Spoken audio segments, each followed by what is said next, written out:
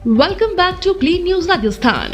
चलिए देखते हैं राजस्थान की 15 फटाफट बड़ी खबरों को।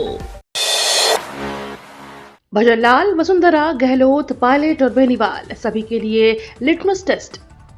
राजस्थान की राजनीति में अंतर विधानसभा उपचुनाव सियासी प्रतिष्ठा की जंग बन चुका है।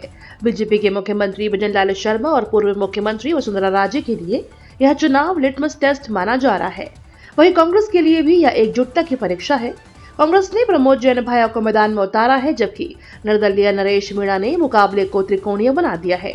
नरेश मीणा को आरएलपी नेता हनुमान बेनीवाल और आम आदमी पार्टी के संजय सिंह का भी समर्थन मिला है। राजनीतिक विश्लेषक मानते हैं कि यह नतीजा न सिर्फ अंतर बल्कि पूरे राजस्थान की सियासत की दिशा तय कर सकता है। पीएम विकसित भारत रोजगार योजना लॉन्च, कर्मचारियों और नियोक्ताओं दोनों को मिलेगा लाभ।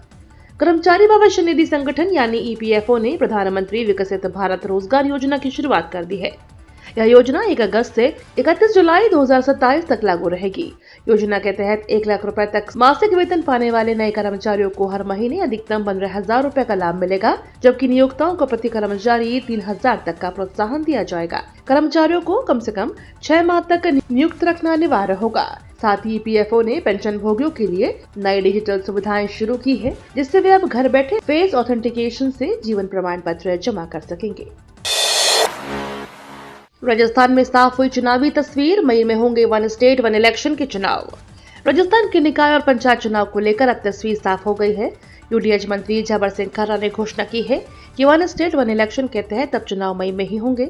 उन्होंने बताया कि सरकार और स्वायत्त शासन विभाग की सभी तैयारियां पूरी हैं, लेकिन भारत निर्वाचन आयोग के एसआईआर कार्यक्रम के चलते फिलहाल चुनाव संभव नहीं है। खर्रा ने कहा कि फरवरी तक मतदाता सूची पर निरीक्षण और फिर स्कूल परीक्षाओं के चलते चुनावी प्रक्रिया मई से पहले संभव नहीं। वहीं कांग्रेस ने सरकार पर आरोप लगाया कि हार के डर से चुनाव बार बार आगे बढ़ाए जा रहे हैं। महिला सशक्तिकरण की नई मिसाल, 2 करोड़ से अधिक महिलाएं बनी लखपति दीदी। उदयपुर में आयोजित नेशनल कॉन्फ्रेंस में महिला सशक्तिकरण पर बड़ा मंथन हुआ। ग्रामीण विकास मंत्रालय और राजीविका के संयुक्त तत्वाधान में हुए इस आयोजन में 26 राज्यों से आई महिलाओं और विशेषज्ञों ने हिस्सा लिया। सम्मेलन का उद्देश्य प्रधानमंत्री नरेंद्र मोदी के संकल्प 3 साल में 3 करोड़ लखपति दीदी बनाने को साकार करना और आगे मिलियन दीदी की दिशा में रणनीति तय करना रहा। अब तक देश भर में 2 करोड़ से अधिक महिलाएं लखपति दीदी बन चुकी हैं। सम्मेलन में महिला उद्यमियों के अनुभवों, वित्तीय नवाचारों और आत्मनिर्भरता के नए मॉडल पर चर्चा हुई, जिससे ग्रामीण भारत में सशक्तिकरण की नई राह खुली। कानून और तकनीक का संगम, आईआईटी और एनएलयू जोधपुर बनाएंगे देश का पहला संयुक्त केंद्र। जोधपुर से शुरू हो रही है देश में कानून और तकनीक के संगम की नई पहल। आईआईटी जोधपुर और नेशनल लॉ यूनिवर्सिटी जोधपुर मिलकर देश का पहला संयुक्त कानून और प्रौद्योगिकी केंद्र स्थापित करेंगे।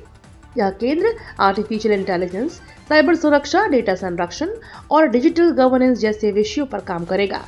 दोनों संस्थान मिलकर संयुक्त मास्टर, पीएचडी और कार्यकारी शिक्षा कार्यक्रम शुरू करेंगे। समझौते के दौरान आईआईटी निदेशक प्रोफेसर अविनाश अग्रवाल ने कहा, नवाचार तब होता है जब अलग सोच वाले लोग साथ आते हैं। यह केंद्र आने वाले समय में भारत की न्यायिक और तकनीकी प्रणाली में बड़ा बदलाव लाएगा। टीकाराम जूली का सरकार पर निशाना, यूरिया के लिए किसान दर दर भटक रहे हैं। राजस्थान में यूरिया संकट गहराने पर नेता प्रतिपक्ष टीकाराम जूली ने भाजपा सरकार को घेरा है। जूली ने कहा कि प्रदेश भर में किसान यूरिया के लिए दर दर भटकने को मजबूर है, लेकिन सरकार बेपरवाह बनी हुई है। उन्होंने आरोप लगाया कि पहले यूडीएच की कमी से किसान परेशान थे, अब यूरिया की किल्लत ने फसलें चौपट करने की नौबत ला दी है। जूली ने सवाल उठाया कि सरकार की प्लानिंग और मॉनिटरिंग आखिर है कहाँ। उन्होंने सरकार से अविलंब यूरिया की सप्लाई सुनिश्चित करने और किसानों को राहत देने की मांग की है, ताकि मेहनतकश अन्नदाता का नुकसान रोका जा सके। एसआई भर्ती 2021 के अभ्यर्थियों को नहीं मिलेगी आयु सीमा में छूट, हाईकोर्ट की बड़ी राहत सरकार को। राजस्थान हाईकोर्ट ने एसआई भर्ती 2021 से जुड़े अभ्यर्थियों को नई भर्ती में आयु सीमा में छूट देने वाले एकल पीठ के आदेश पर रोक लगा दी है। Acting chief justice Sanjeev Prakash Sharma और जस्टिस बीएस संधू की खंडपीठ ने माना कि एकल पीठ की ओर से की गई टिप्पणियां अनावश्यक थी। राज्य सरकार की अपील को स्वीकार करते हुए अदालत ने कहा कि सुप्रीम कोर्ट भी ऐसे अभ्यर्थियों को आयु सीमा में छूट देने से इनकार कर चुका है। वहीं शहर में अतिक्रमण मामलों पर भी अदालत सख्त दिखी और 9 दिसंबर को नगर निगम के प्रवर्तन अधिकारी को पेश होने के आदेश दिए। राजस्थान में एक मतदाता की 7 वोटर आईडी, कांग्रेस ने बीजेपी पर लगाया सिस्टम हाईजैक का आरोप। राजस्थान में श्रीमाधोपुर विधानसभा से हैरान करने वाला मामला सामने आया है, जहां एक ही मतदाता की 7 वोटर आईडी बन गई है। कांग्रेस ने इसे सिस्टम हाईजैक बताते हुए भाजपा सरकार और चुनाव आयोग पर निशाना साधा। कांग्रेस प्रवक्ता सुप्रिया श्रीनेत ने सोशल मीडिया पर वोटर कार्ड्स की तस्वीरें साझा करते हुए इसे वोट चोरी का मामला बताया। वहीं जिला निर्वाचन अधिकारी ने कांग्रेस के आरोपों को भ्रामक बताया है। अधिकारी ने कहा कि मतदाता ने 7 बार आवेदन किया था, जिससे 7 आईडी बन गई हैं। बीएलओ की लापरवाही सामने आने पर चार्जशीट जारी कर दी गई है और जांच जारी है। खाटू श्याम जी में बड़ा प्रशासनिक फैसला, अब रात 11 बजे के बाद बाजार रहेगा बंद। विश्व प्रसिद्ध धार्मिक स्थल खाटू श्याम जी में अब प्रशासन सख्त मोड में है। लगातार बढ़ती भीड़, यातायात अव्यवस्था और सफाई में लापरवाही को देखते हुए कई बड़े निर्णय लिए गए हैं। अब हर रोज रात 11 बजे के बाद बाजार पूरी तरह से बंद रहेगा, ताकि सफाई और सुरक्षा व्यवस्था बनाए रखी जा सके। मंदिर परिसर और आसपास के क्षेत्रों को नो व्हीकल जोन घोषित किया गया है। विशेष अवसरों पर वाहनों का प्रवेश पूरी तरह से प्रतिबंधित रहेगा। वहीं ई रिक्शा और ठेला थाली संचालन के लिए नया सिस्टम लागू होगा। प्रशासन ने साफ कहा कि नियम तोड़ने वालों पर होगी सख्त कार्रवाई। अगले एक सप्ताह तक शुष्क रहेगा मौसम, बढ़ेगी सर्दी की ठिठुरन। राजस्थान में सर्दी ने दस्तक दे दी है। सीकर के फतेहपुर में बीती रात न्यूनतम तापमान 7 डिग्री सेल्सियस के नीचे दर्ज किया गया, जो इस मौसम का अब तक का सबसे कम तापमान है। मौसम केंद्र जयपुर के अनुसार बीते 24 घंटों में राज्य का मौसम शुष्क रहा और न्यूनतम तापमान सामान्य से 1 से 2 डिग्री कम दर्ज किया गया है। विभाग ने चेतावनी दी है कि अगले एक सप्ताह तक मौसम शुष्क रहेगा और रात के तापमान में 2 से 4 डिग्री तक की गिरावट आ सकती है। इससे उत्तर और उत्तरी राजस्थान में ठिठुरन और बढ़ने की संभावना है। अंतः उपचुनाव का नतीजा आज बीजेपी और कांग्रेस के लिए प्रतिष्ठा दांव पर। राजस्थान की अंतः विधानसभा सीट के उपचुनाव का नतीजा आज घोषित किया जाएगा। यह मुकाबला सत्तारूढ़ भाजपा और विपक्षी कांग्रेस दोनों के लिए प्रतिष्ठा की लड़ाई बन गया है। यह उपचुनाव पूर्व विधायक कंवरलाल मीणा की अयोग्यता के कारण कराया गया है, जिन्हें 20 साल पुराने आपराधिक मामले में दोषी ठहराया गया था। राजनीतिक विश्लेषकों का मानना है कि अंतर का परिणाम प्रदेश की राजनीति और दोनों दलों के शीर्ष नेताओं की साख पर सीधा असर डालेगा। राजस्थान में कैबिनेट विस्तार की चर्चाएं तेज, झाबर सिंह ने दी सफाई। राजस्थान में मंत्रिमंडल विस्तार को लेकर सियासी हलचल तेज है। चर्चा है कि अंतः विधानसभा चुनाव के बाद कैबिनेट में फेरबदल हो सकता है और भाजपा गुजरात मॉडल पर भी विचार कर रही है। इस बीच कैबिनेट मंत्री झाबर सिंह खारा ने इस्तीफे की खबरों को सिरे से खारिज किया है। उन्होंने कहा कि अभी तक कोई ऐसी बात नहीं हुई, लेकिन अगर मुख्यमंत्री या पार्टी आलाकमान चाहेंगे तो हम तुरंत इस्तीफा देने को तैयार हैं। झाबर सिंह ने कहा कि मंत्रिमंडल विस्तार का अधिकार पूरी तरह से मुख्यमंत्री और नेतृत्व का है। फिलहाल राज्य में 6 मंत्री पद खाली हैं।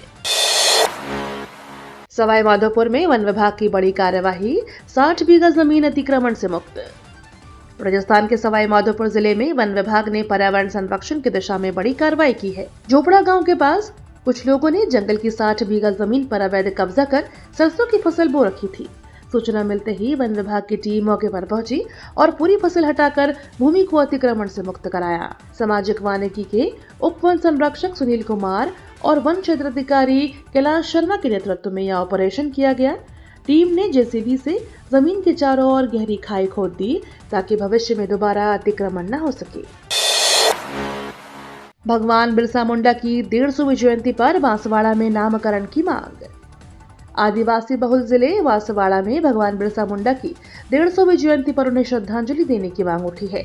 भाजपा जिला अध्यक्ष पूंजीलाल गायरी ने मुख्यमंत्री भजनलाल शर्मा और जिला कलेक्टर को पत्र लिखकर बांसवाड़ा शहर के जीपीओ चौराहे तथा कुशलगढ़ और गढ़ी न्यायपालिकाओं के एक बगीचे का नाम भगवान बिरसा मुंडा के नाम पर रखने की अपील की है। गायरी ने कहा कि बिरसा मुंडा भारतीय स्वतंत्रता आंदोलन के महान नायक और सनातन धर्म के उपासक थे। उन्होंने प्रधानमंत्री मोदी और मुख्यमंत्री शर्मा का भी धन्यवाद दिया, जिन्होंने धरती बाबा योजना शुरू की। राजस्थान ने बनाया सौर ऊर्जा का रिकॉर्ड, हर महीने 10,000 घरों में लग रहे सोलर पैनल। मुख्यमंत्री सूर्य घर मुफ्त बिजली योजना के तहत राजस्थान ने सौर ऊर्जा के क्षेत्र में नया रिकॉर्ड बनाया है। अब तक राज्य में 10,000 से अधिक घर हर महीने सोलर पैनल से जुड़ रहे हैं। कुल 1 लाख से ज्यादा रूफटॉप सोलर संयंत्र लग चुके हैं, जिनकी क्षमता 408 मेगावाट तक पहुंच गई है। सरकार उपभोक्ताओं को 78,000 रुपए तक की सब्सिडी दे रही है और अब तक 86,000 से अधिक परिवारों को 672 करोड़ रुपए ट्रांसफर किए जा चुके हैं। राजस्थान अब तक देश में 5वें स्थान पर पहुंच गया है। मुख्यमंत्री की 150 यूनिट मुफ्त बिजली योजना से सौर ऊर्जा को और गति मिलने की उम्मीद है। ये तो थी राजस्थान की बड़ी खबरें। रोजाना सबसे पहले अपडेट पाने के लिए क्लीन न्यूज राजस्थान को अभी सब्सक्राइब करें।